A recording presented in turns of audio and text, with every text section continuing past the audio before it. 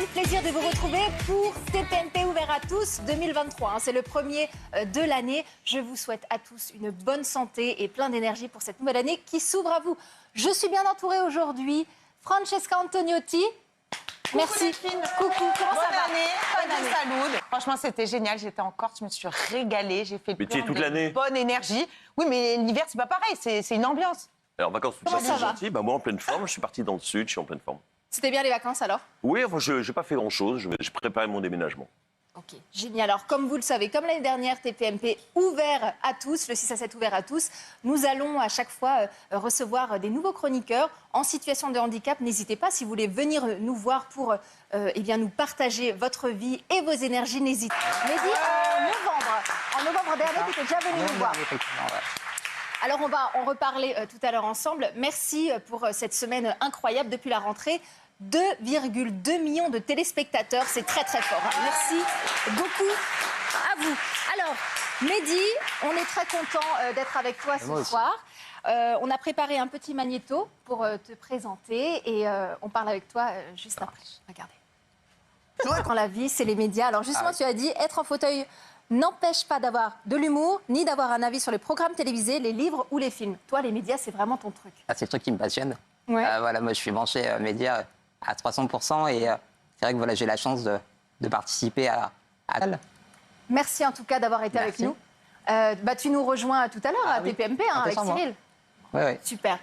D'ailleurs, si vous aussi vraiment voulez venir nous voir, n'hésitez pas. Vous nous envoyez juste une petite vidéo de 45 secondes à l'adresse qui s'affiche en bas de votre écran et on vous recevra avec grand plaisir.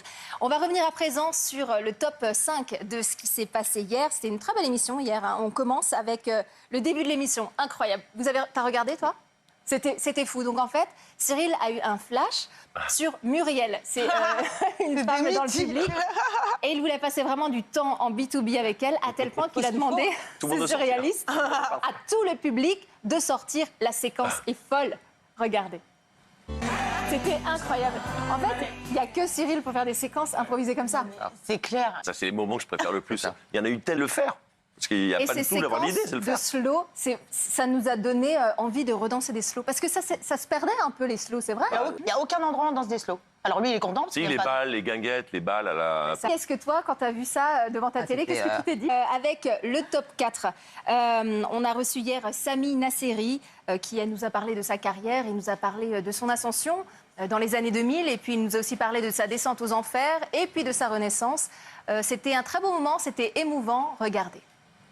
Il en a parlé. Il ne veut pas qu'on mélange l'œuvre et l'artiste et puis le passé et le présent. Non, mais ça, c'est facile à dire, qu'on fait des conneries. Mais forcément, qu'on est obligé de mélanger. Un homme, il ne se sépare pas en deux. L'homme et l'artiste, c'est le même. Voilà. Ça donne une sensibilité, une fragilité à la personne. C'est un personnage, c'est un vrai acteur. C'est un vrai acteur, ça, c'est sûr. Bon, en tout cas, c'était très bien et on lui souhaite beaucoup de succès pour tous ses projets. On va venir à présent au top 3. En ce moment, on parle beaucoup de la famille royale. Et vous savez, après la série Netflix qui a cartonné, le prince Harry a décidé de faire une autobiographie. Il y dénonce, il parle de plein de choses. Notamment, il en dit un peu beaucoup, notamment qu'il se serait battu avec son grand frère William.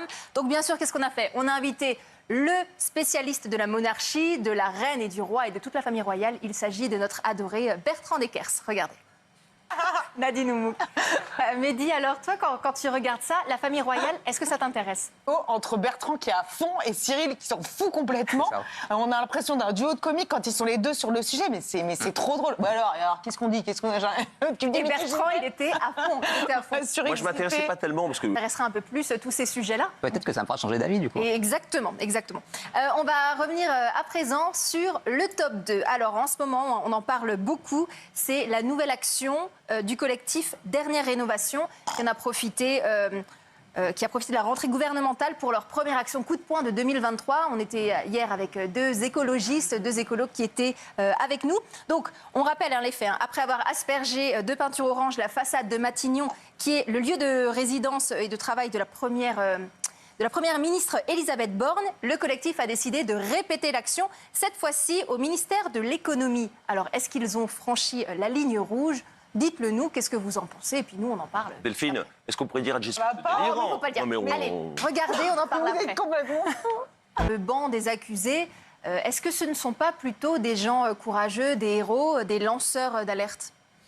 C'est l'éternel problème. Voilà. Pourquoi Je suis assez d'accord avec Jean-Michel. Bouger les choses. Ah oui. On espère que cette peinture qui a déclenché TPMP pourra déclencher des nouvelles normes ou des Bien nouvelles sûr. lois au niveau de l'environnement. Donc on fait un petit coup Et de que c'est une coude à tous peinture les bio, gouvernements. surtout, qui s'est faite. Sur notre plateau. Et hier, on a reçu Sylvie, qui est boulangère dans le centre de Paris, qui est vraiment en détresse. Elle nous en a parlé. Et Dominique, président de la Confédération nationale des boulangeries-pâtisseries françaises.